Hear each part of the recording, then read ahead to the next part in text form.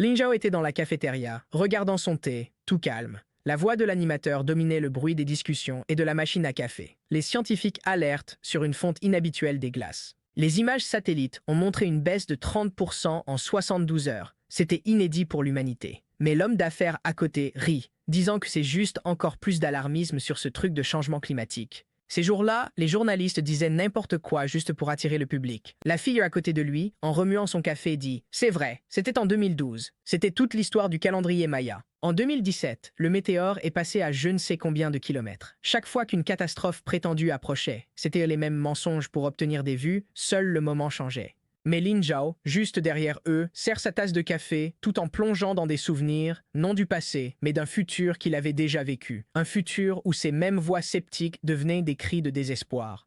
Sans trop s'en soucier, il leur dit qu'ils devraient être plus prudents, mais que le monde pourrait plonger dans le chaos plus vite qu'ils ne l'imaginent. L'homme d'affaires lève les yeux, pensant que le jeune est vraiment idiot. Et une autre femme de côté, par-dessus ses lunettes, lui demande s'il croit vraiment à ces histoires d'apocalypse et dit que c'est même mignon à quel point il est innocent. Mais ensuite, les souvenirs de notre protagoniste remontent au premier jour où les eaux ont inondé les rues de Shanghai. Les bâtiments se sont effondrés sous les inondations, et le premier monstre de niveau roi a émergé des profondeurs. La taille massive de la créature projetait une ombre sur tout le quartier financier. Les cris et la lutte frénétique pour atteindre les hauteurs. Le monde était envahi par un goût de sel et de peur. Il se dit alors que c'est amusant d'être qualifié d'innocent. Il se lève, laisse de l'argent à côté du café et dit qu'il s'en va. La femme, pensant qu'elle l'a offensé, lui demande s'il s'est senti offensé et pourquoi il est si pressé. Mais il répond seulement qu'il va à son appartement parce qu'il doit se préparer. La femme curieuse demande où il habite avec un petit sourire malicieux. C'est alors qu'il lui dit qu'il vit au Palace Hans 4.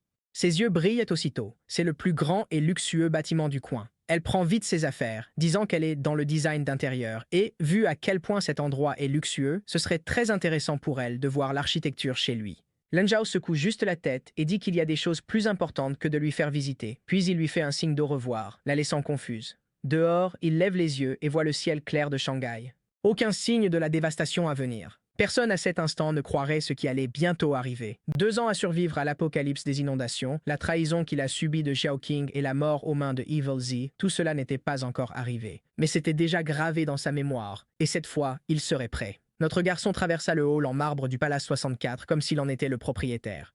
Ce bâtiment avait des poutres en acier renforcé et un design conçu pour résister aux catastrophes. C'était moins un bâtiment et plus une forteresse luxueuse.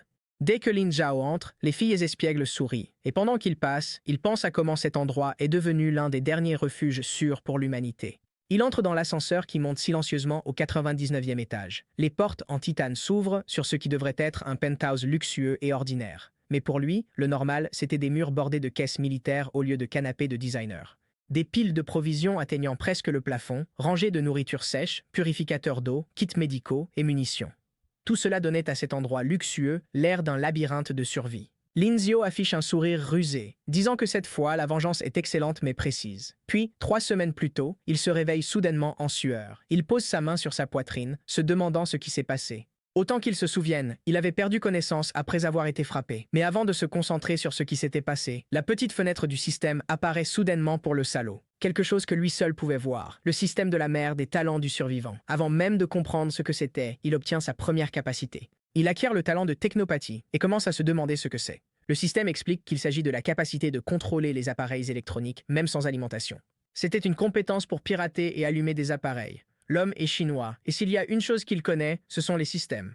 Aussitôt, les pièces du puzzle s'assemblent et il sourit. Contrôler l'électronique sans énergie lui donnerait un grand avantage dans le chaos à venir.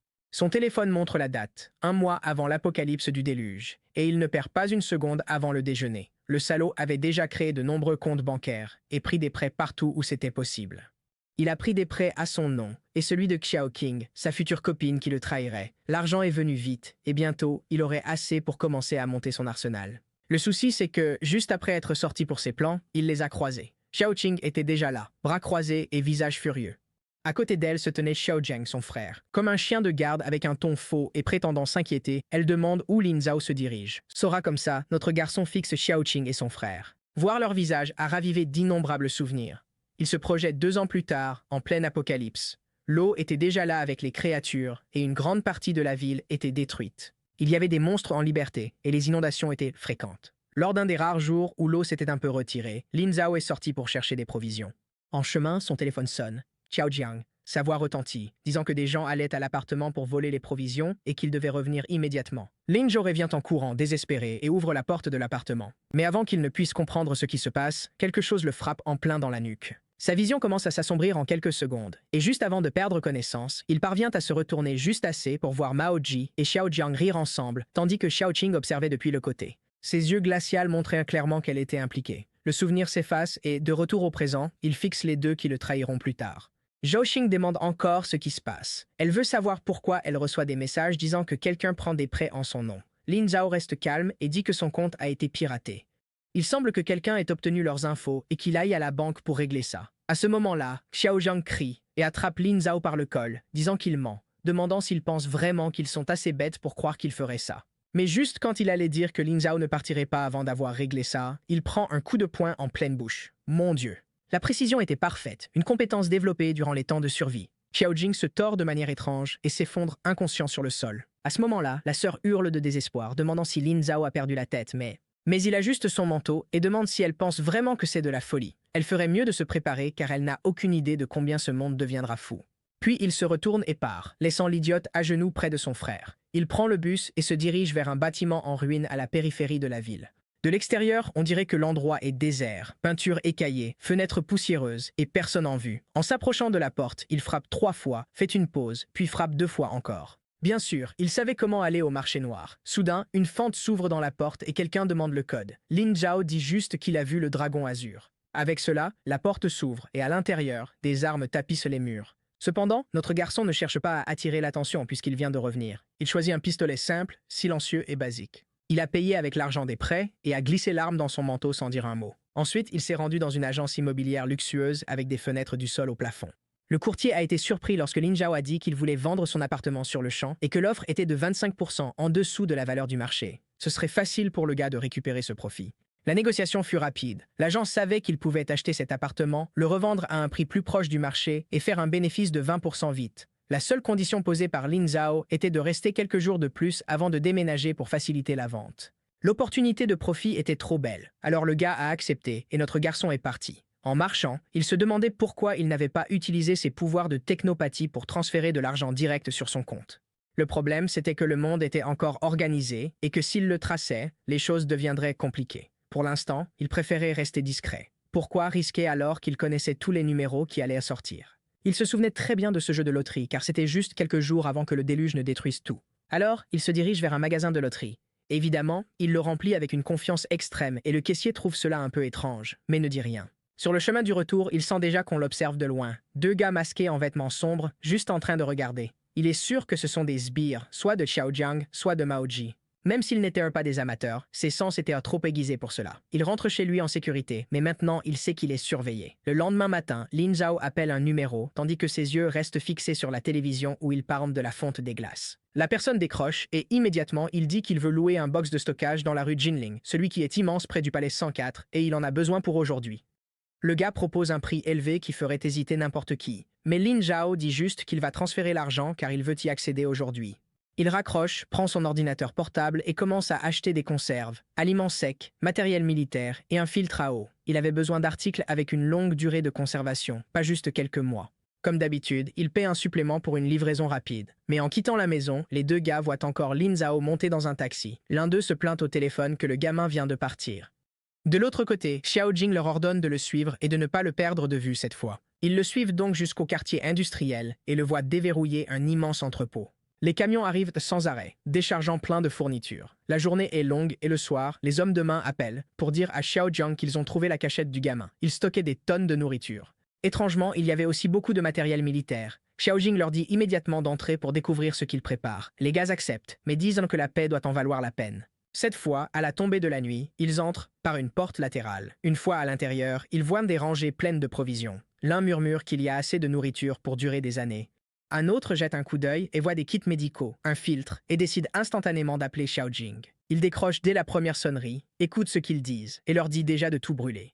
Les gars disent simplement compris et vont chercher du carburant, déjà en train de verser du liquide partout. Ce qu'ils n'ont pas remarqué, c'est que dès qu'ils sont entrés, des caméras enregistraient tout. À l'appartement, le téléphone de Lin Zhao sonne avec une alerte d'invasion. Il glisse calmement le pistolet silencieux dans son manteau et sort. L'entrepôt était silencieux quand il est entré par une des portes secrètes. Invisible et silencieux, il s'approche facilement. Des années de survie où le bruit signifiait la mort lui avaient appris à être extrêmement prudent. Le premier, le pauvre, n'a même pas su ce qui l'avait frappé. Mon Dieu, un coup de feu étouffé. Le deuxième s'est retourné quand le corps est tombé, mais Lin Zhao était déjà là. Mon Dieu, 2 tirs de plus et c'était fini. Les pauvres gars n'ont même pas eu de chance. Notre garçon les traîne à l'arrière de l'entrepôt, creuse un trou, les jette dedans, les recouvre de terre et met une bâche dessus. Cet endroit était destiné à être inondé en premier lorsque l'eau montait. Personne ne trouverait jamais cet endroit. La semaine suivante, l'entrepôt n'a cessé de se remplir. Chaque matin, Lin Zhao se présentait tôt pour s'entraîner. Il gardait son corps en forme parce qu'il savait ce qui l'attendait. Pendant ce temps, Xiao Jing faisait les 100 pas dans l'appartement, voulant savoir où ces salauds étaient passés. Apparemment, ce salaud l'avait trahi, avait abandonné la mission, et maintenant il l'ignorait. La sœur à côté de lui dit qu'ils se sont probablement enfuis avec l'avance qu'il avait envoyée. Mais il répond simplement que ces salauds n'oseraient pas faire une chose pareille. Cela faisait déjà 7 jours que notre garçon avait acheté les billets de loterie. Le tirage a eu lieu à la télévision nationale. Tout le monde s'est rassemblé pour voir qui remporterait le jackpot. Cette fois, les boules numérotées tombent une par une, toutes correspondant au billet de notre protagoniste, qui n'a montré aucune réaction. Le dernier tombe, le confirmant comme l'un des gagnants du plus gros prix de l'histoire. Évidemment, cela ne l'a pas surpris. Mais la nouvelle de sa victoire s'est répandue dans la ville comme une traînée de poudre. Son visage était sur tous les écrans, journaux et réseaux sociaux. Le chanceux qui est devenu millionnaire du jour au lendemain. Pour Lin Zhao, c'était le moment parfait. Dès que l'argent a été crédité, le montant était si énorme qu'il aurait étourdi plus d'un, mais lui savait déjà comment l'utiliser. Il prend un taxi depuis l'appartement qu'il a vendu et dit au chauffeur d'aller au Palace 104. Mais en quittant la maison, un autre taxi s'engage dans la circulation juste derrière, le suivant de près. Xiaoqing était évidemment déjà sur ses traces. Elle avait découvert que ce salaud était le nouveau millionnaire. Il n'y avait aucune chance qu'elle le laisse s'en tirer comme ça. De loin, on pouvait déjà voir le bâtiment. La façade en verre brillait au soleil de la luxueuse forteresse, le gratte-ciel le plus prestigieux de Shanghai. Et bientôt, ce serait sa base. Non seulement pour survivre à l'apocalypse, mais aussi pour se venger. Dès qu'il entre dans le hall, il se dirige directement vers la réception et dit qu'il souhaite parler à Liu Meilin au sujet de l'achat. La réceptionniste, un peu confuse, lui demande s'il a un rendez-vous par hasard. Notre garçon répond simplement non. Mais il veut sûrement lui parler, puisqu'il est là pour acheter le 99e étage. Juste après, la soi-disant Meilin arrive. Madame, toute femme d'affaires et professionnelle, s'approche de notre garçon et le félicite, disant qu'elle a entendu parler de sa chance d'avoir gagné à la loterie et souhaite savoir comment le Palace 104 peut l'aider. Lin Zhao dit qu'il ira droit au but. Il veut acheter tout le 99e étage. La pauvre Wen est choquée, mais elle ne peut pas douter de lui. Il avait gagné à la loterie. Alors elle lui dit de venir avec elle au bureau. Mais en chemin, Lin Zhao voit Xiaoqing entrer dans le hall. La fille le traquait comme un faucon, regardant de tous côtés et évidemment, en quelques secondes, elle crie son nom. Le rusé passe en mode flirt, lui attrapant le bras et faisant comme si rien ne s'était passé ce jour-là à la porte de l'appartement. Elle dit qu'elle l'a cherché partout et se présente immédiatement à Meilin comme la petite amie de Lan Xiao. Meilin dit simplement qu'elle comprend et ajoute qu'ils peuvent commencer à discuter des prix. Mais il l'interrompt simplement et dit qu'il paiera 20% au-dessus du prix total. La seule condition qu'il a est qu'il ait accès à l'endroit dans 1 semaine au plus tard. Milan est stupéfait et semble un peu confus. Il semblait prêt à dépenser presque tout le prix pour cet étage. Elle pense que ce gars est fou. Clairement, il n'a pas d'expérience avec l'argent et veut juste dépenser. Mais ils manqueront bientôt d'argent encore. Elle sait combien il est difficile de faire une offre pour le 99e étage vu le prix fou. Seul un insensé ou quelqu'un qui a eu de l'argent facilement voudrait dépenser ainsi. Alors elle dit que c'est faisable. Les documents étaient déjà en préparation quand Xiaoqing s'est penché et a chuchoté à son oreille, demandant s'il allait vraiment acheter tout l'étage. C'était vraiment un type incroyable, plein de surprises. Elle pensait qu'il était un peu plus conservateur avec l'argent. Lin Zhao se tourne vers elle et dit que les gens changent. Contrat signé et la première partie du montant transférée dans la même seconde. Elle remet une carte de crédit à Xiaoqing, puis dit qu'elle a la mission spéciale de choisir tous les meubles pour le 99e étage. Elle pouvait acheter les articles les plus luxueux et les faire livrer là-bas tout de suite. Xiaoqing était émue, le remerciant. Elle avait envie de l'embrasser et est sortie en courant pour appeler son ami Yang Li. Il n'avait pas à s'inquiéter. Elle allait rendre cet étage parfait et il ne le regretterait pas. Dès qu'elle a franchi la porte, Lin Xiao a contacté l'équipe de l'entrepôt et a dit à tout le monde de se préparer à transférer tout de Palace 104 au 99e étage. 2 jours après, Meilin a appelé et dit qu'ils avaient tout donné, mais c'était le plus rapide possible. Enfin, le 99 était prêt pour lui. Discrètement, camion après camion a utilisé l'ascenseur de service toute la journée pour décharger les fournitures. En même temps, les meubles des magasins de luxe que Xiaoqing avait visités arrivaient. L'étage se remplissait et avec cela, la dernière livraison a été effectuée. Lorsque le dernier meuble a été livré, Lin Zhao a passé un dernier appel à la banque et a fait annuler la carte qui était avec Xiaoqing. Pendant ce temps, de l'autre côté de la ville, Xiaoqing se trouvait dans un magasin de luxe. Le comptoir débordait de chaussures, vêtements de créateurs et autres. Yang Lei, à côté, bavait, disant qu'elle avait vraiment de la chance avec Lin Zhao et demandait à son amie de ne pas l'oublier quand elle vivrait là-bas. Xiaoqing a ri, disant qu'elle n'oublierait jamais et a serré la carte. Mais le visage de la vendeuse a changé, s'excusant, disant que la carte était refusée. Xiaoqing dit que c'est impossible. Cette carte avait accès à des millions, alors essayez à nouveau. Elle avait acheté des meubles toute la semaine, mais après 3 tentatives, le même résultat. Zhao Ting a rougi, puis a tenté d'appeler Lan Xiao, mais est tombée sur la messagerie vocale. Le lendemain matin, elle est arrivée en trombe au palais 64. Évidemment, la rusée était furieuse, voulant savoir comment ce salaud pouvait ignorer la reine de cet endroit. Elle a traversé le hall comme un ouragan, mais en se dirigeant vers les ascenseurs, elle avait été stoppée. Les gardes lui ont dit qu'il devait vérifier son identité dès qu'elle a donné son nom. Il s'excusa et lui dit qu'elle était sur une liste restreinte et ne pouvait pas entrer. Encore plus furieuse, elle demanda s'il savait qui elle était. Elle était la copine du propriétaire du 99e étage, Lin Zhao. Le garde répondit qu'il faisait juste son travail. D'ailleurs, c'était Monsieur Lang Xiao lui-même qui avait demandé qu'elle n'ait pas accès. La pauvre était sur le point d'exploser de rage. Pendant ce temps, au 89e étage, notre garçon terminait quelques pompes de plus. Chaque matin, il faisait un peu d'exercice en regardant les infos. Les météorologues avertissaient d'une hausse inédite du niveau de la mer. Plusieurs zones côtières signalaient déjà des inondations, et les experts disaient que cela pourrait être le début de quelque chose de sérieux. Lin Zhu esquissa un sourire sombre. Il s'approcha de la fenêtre panoramique et observa Shanghai baigné de soleil. L'endroit était beau et paisible, et il dit que les gens devraient en profiter tant que le calme persiste. De l'autre côté de la ville, Xiaoqing est arrivée à l'appartement, furieuse contre son frère, disant que ce salaud l'avait humiliée. Elle avait été complètement embarrassée, debout là avec tous ses sacs de course, et une autre sorte de honte. Dans le bâtiment, Jing, sur le canapé, se grattant le menton, dit que ce salaud avait changé. Il n'était plus l'imbécile avec qui elle était. Regardez juste l'appartement qu'il avait eu de son père. Shukang a dit que le premier appartement n'avait plus d'importance. Maintenant, ce serait leur chemin vers la richesse après avoir gagné à la loterie. Yang, affalé sur le fauteuil, a dit qu'il était vraiment partout. Depuis l'affaire de la loterie, on l'appelait le dragon chanceux de Shanghai. Jiang changea d'expression et dit qu'ils devaient vite avancer avec un plan. S'ils hésitaient ou éveillèrent des soupçons, ils perdraient leur seule chance. Xiaoqing a demandé ce qu'ils allaient faire. Puis il a souri et a dit que Maoji avait probablement des contacts au palais 64. Soit il serait séduit par Xiaoqing, soit il devrait offrir un autre type d'accueil à ce dragon. Cette nuit-là, une enveloppe noire et dorée est arrivée pour Lin Zhao.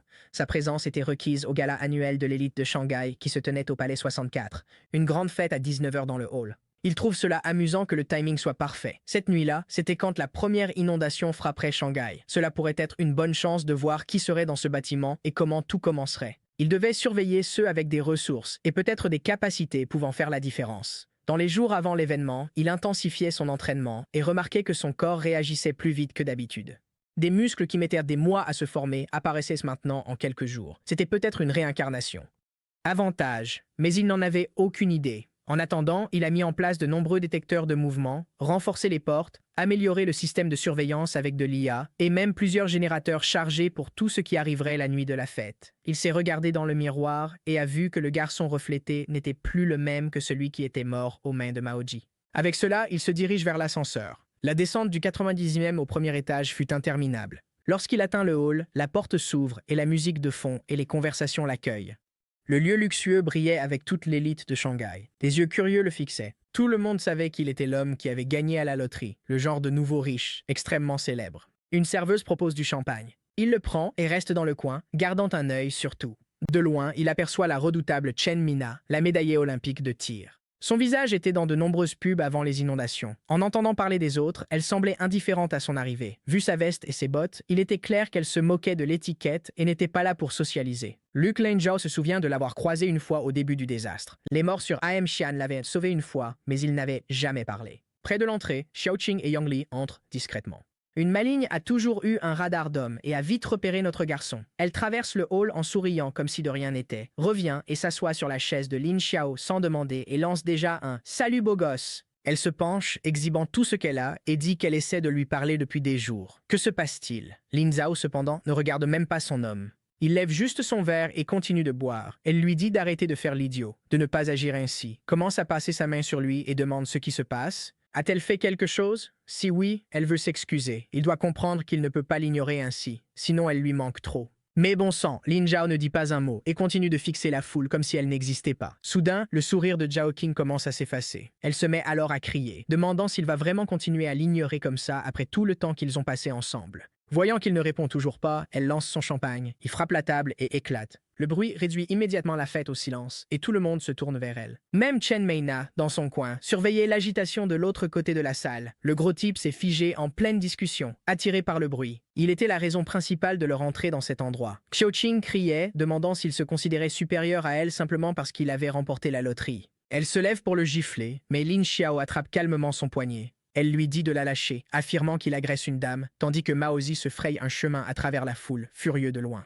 Il crie pour qu'il la laisse partir. Et mec, il est déjà en train de préparer son poing pour donner un coup. Lin Zhao lâche Xiaoqing et se penche en arrière. Et avec ça, le coup de poing de l'idiot ne touche que de l'air. Le gars dodu, tout déséquilibré, manque de tomber. Il se ressaisit pour essayer de recommencer, tandis que Xiaoqing regarde, choqué de nulle part. Lin Zhao n'était pas seulement riche maintenant, il savait se battre. C'est alors qu'un bruit assourdissant secoue le bâtiment et les lumières s'éteignent. La salle de bal est plongée dans l'obscurité, immédiatement suivie de cris et de halètements surpris. Les lumières d'urgence clignotent, tout devient rouge, et une alerte de la défense civile apparaît sur chaque téléphone. Alerte d'urgence. Inondation côtière critique. Toute personne vivant près de la côte doit partir immédiatement et ne pas s'approcher du rivage sous aucun prétexte. Le chaos règne et tous ceux qui avaient de la famille près de la mer pleuraient déjà et passèrent des appels.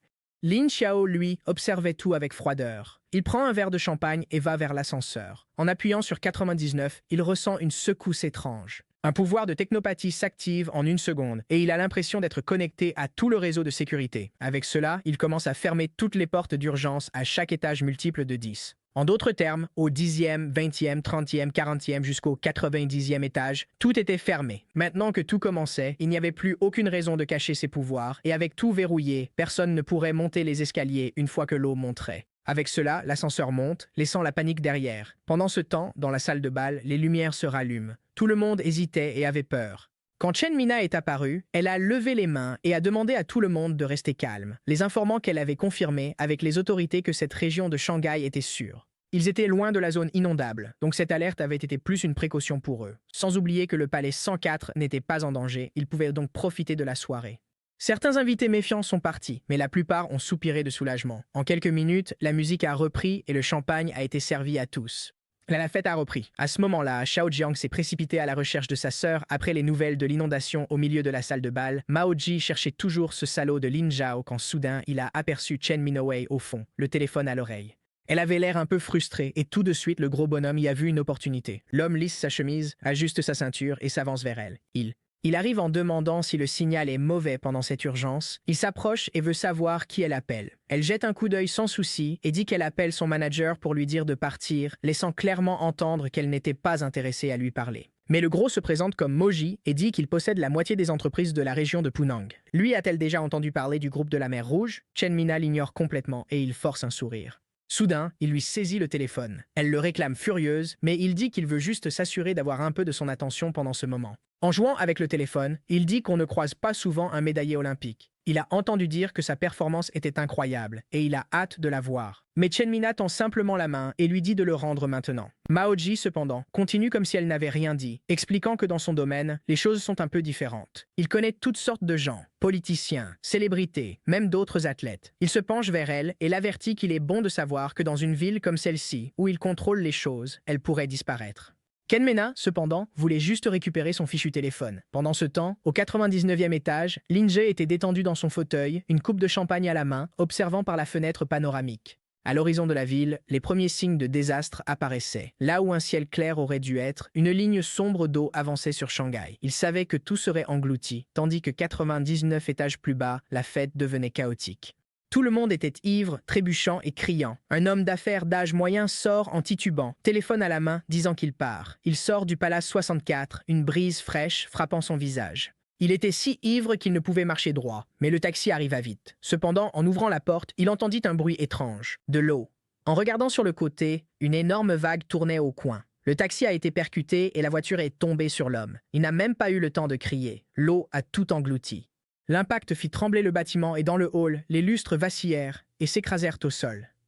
Des éclats de verre partout et les lumières s'éteignirent encore. Les lumières d'urgence se sont allumées, baignant tout de rouge. L'eau a commencé à entrer, tournant les portes et brisant le verre. En quelques secondes, les pieds de tous étaient déjà trempés. Veter Milan a crié à tous de courir vers les escaliers de secours, avertissant que la priorité était d'atteindre les étages supérieurs. La panique a pris le dessus et tout le monde se bousculait, glissant en montant.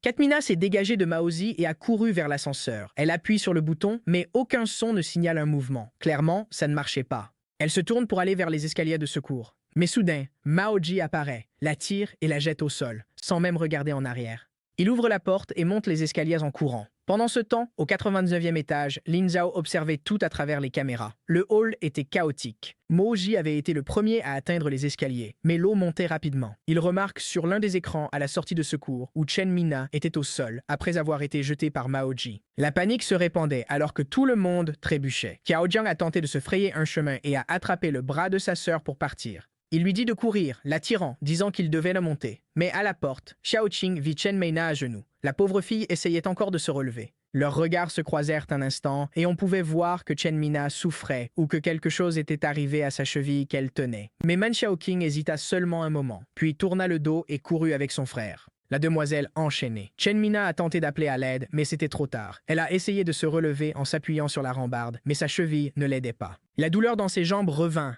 Elle retomba, l'eau montait encore, mais elle ne pouvait pas avancer davantage.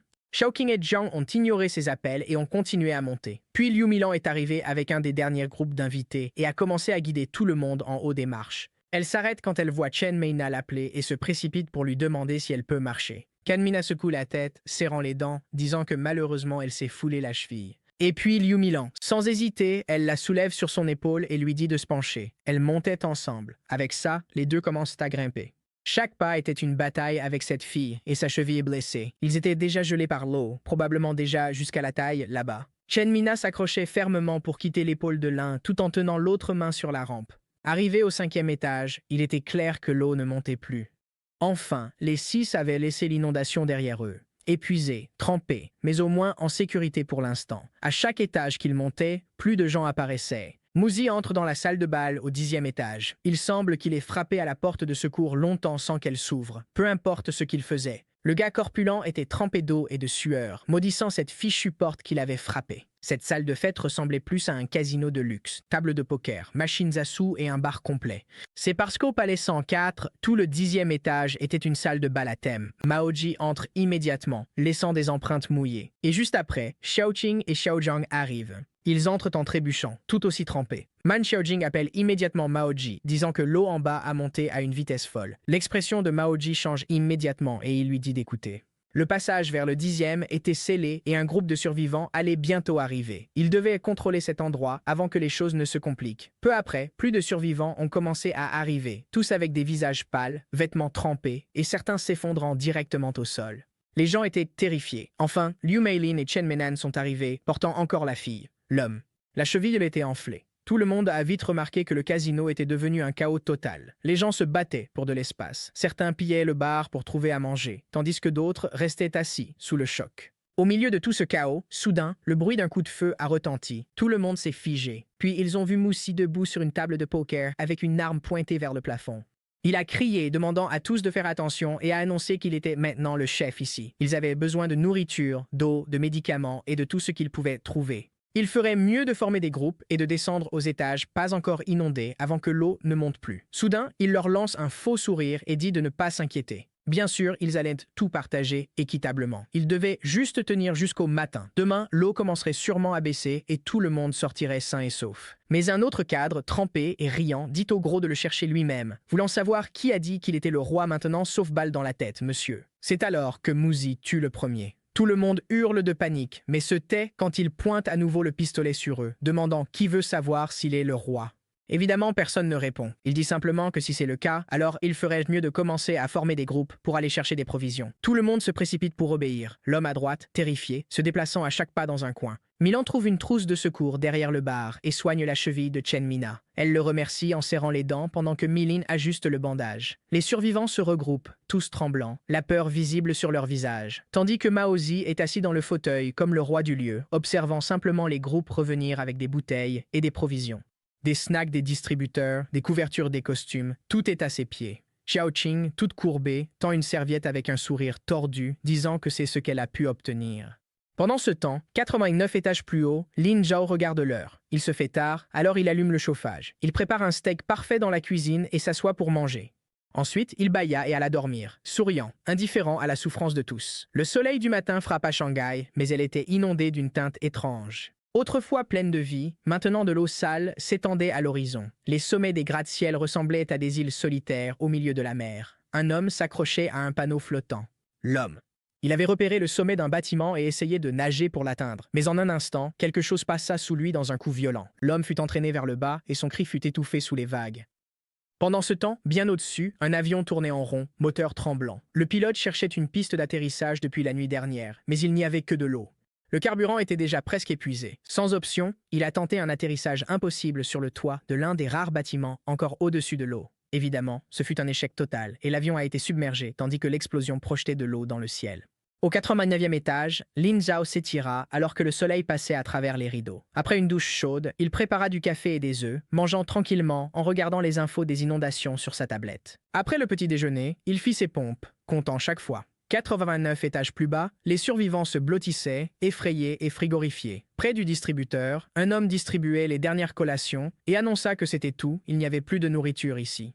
La panique du moment a contaminé tout le monde. De toute évidence, Moji avait gardé la plupart des provisions pour lui-même. À ce moment-là, il se tenait à la porte d'une suite VIP, fixant Chen Meina, endormi sur le lit. Il a scruté son corps, puis, voyant que personne ne regardait, il a doucement fermé la porte et est entré. Dès qu'il a avancé, elle s'est réveillée en sursaut, se précipitant vers la tête de lit, demandant paniqué ce qu'il faisait là. Maozi dit calmement qu'il était là pour s'occuper de leur invité VIP, la seule personne qui n'avait même pas eu besoin de rassembler des ressources. Sur ce, il lui attrapa la cheville, la faisant crier de douleur. Elle lui a dit de la lâcher, tentant de le frapper avec sa jambe libre. Mais il a juste enlevé son manteau, lui disant de se taire car personne ne viendrait l'aider ici, tout le monde étant trop occupé à survivre. Il commença à enlever sa chemise pendant qu'elle criait. Mais étrangement, il y avait d'autres cris dans le couloir, étouffant tout. Soudain, la porte s'ouvrit brusquement et Xiao Jing entra, pâle, disant qu'il devait sortir de là immédiatement. Quelque chose d'étrange était dans ce couloir. Ça ressemblait à un monstre. Des survivants ont dit l'avoir vu monter des escaliers inondés. Immédiatement, Moji lâcha Chen Meina et se précipita devant Xiao Jing pour vérifier le couloir. À ce moment-là, il vit le monstre étrange, une sorte de poisson humain à la peau verte, aux dents acérées et aux pupilles fendues.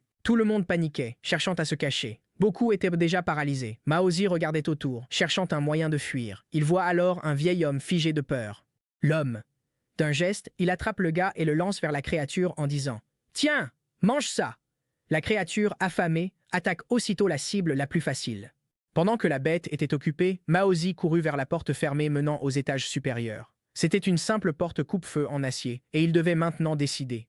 Il n'avait que 6 balles dans le pistolet, mais il pouvait essayer de les utiliser pour survivre. Entendant les cris du vieil homme dévoré et craignant que d'autres créatures n'apparaissent, il tire les 6 coups qui indiquent aux autres gars à proximité de frapper la porte, et tout le monde commence à la forcer. Tous poussent ensemble jusqu'à ce que le métal cède avec un fort grognement. Maozi pousse Shu Jing, le bousculant presque, et commence à monter les escaliers en courant. Shu Jing regarde, mécontent. Il voit Maozi lui crier de venir et courir devant. Moi, évidemment. La vague de survivants paniqués commence à tout piétiner. Milan était distrait, aidant un autre groupe de personnes, tandis que Xiao Qing attrape le bras de son frère et l'entraîne avec elle aussi. Tout le monde fuyait par les escaliers, tout en entendant les sons de l'homme âgé se faire dévorer. Chen Meina, cependant, était toujours dans la suite, tenant sa cheville bandée. Gémissant de douleur, elle se poussa hors du lit, le cœur battant, essayant de comprendre pourquoi tout le monde criait. Maintenant, il y avait un silence total. Craignant que Muzi ne revienne pour l'attaquer, elle décida qu'il valait mieux partir. Mais dès qu'elle entra dans le couloir, ce qu'elle vit la figea sur place. À environ 6 mètres, le monstre était penché sur le corps du vieil homme, déchirant chair et os comme si de rien n'était. Sa peau écailleuse était trempée de sang et d'eau, ses grandes griffes enfouies dans la poitrine de la victime. Kinibina se colla au mur près de l'ascenseur, tentant de s'éloigner discrètement. Même sa respiration était contrôlée au minimum. Elle tentait d'ignorer la douleur à sa cheville, mais elle n'a pas vu une chaussure abandonnée sur le sol, probablement laissée par quelqu'un qui avait fui avant. Un léger faux pas fait lever la tête à la créature. Le silence d'avant est brisé, et maintenant le monstre la regarde avec un regard prédateur. Il se lève et émet un son étrange, quelque chose comme un cri mêlé à un rugissement, la faisant trembler. Chedmina se dit simplement « Pas question. Il n'y a pas moyen que je meure comme ça. » Elle longe le mur, l'épaule contre celui-ci, quand soudain le monstre se jette sur elle. Désespérée, elle cherche autour d'elle quelque chose pour se défendre. Elle saisit un vase décoratif sur une table, sachant que ce serait inutile. Elle avait remarqué qu'en reculant le long du mur, elle s'était arrêtée juste devant l'ascenseur, et à ce moment-là, les portes s'ouvrent. Surprise, elle perd l'équilibre et tombe à l'intérieur de la cabine. L'attaque du monstre fend l'air, là où elle se trouvait une seconde auparavant. Les portes se ferment étrangement, très rapidement. La créature frappe, mais elle n'entend que l'écho dehors. Chedmina recule dans l'ascenseur jusqu'à toucher le mur, son cœur battant fort, essayant de respirer, sans comprendre ce qui se passe. Elle se demande comment c'est possible. Le courant avait été coupé des heures, et pourtant elle est là, vivante, dans un ascenseur éclairé qui semble lui avoir sauvé la vie. Puis la cabine tremble et monte. Trop fatiguée et effrayée pour se lever, elle reste là, par terre. L'homme fixe la porte, sa cheville palpite, et son esprit est plein de questions. Où allait-elle? Qui avait amené cet ascenseur à ce moment précis? Et comment la porte s'était-elle refermée si vite alors qu'elle fixait le panneau qui défilait? 1325. 40-60. Sa respiration s'apaisa lentement, alors que le danger en bas s'évanouissait. Mais maintenant, elle devenait anxieuse et tendue, le dos appuyé contre le mur, les yeux rivés sur les chiffres. Homme. 80. 90, 95. La montée ralentit en approchant du 89e étage. Imaginant qu'il y aurait quelque chose, elle scruta autour, mais dans cette cabine simple, rien n'était là. L'ascenseur s'arrêta doucement, affichant 99. Avec un léger son, les portes s'ouvrent, révélant le Like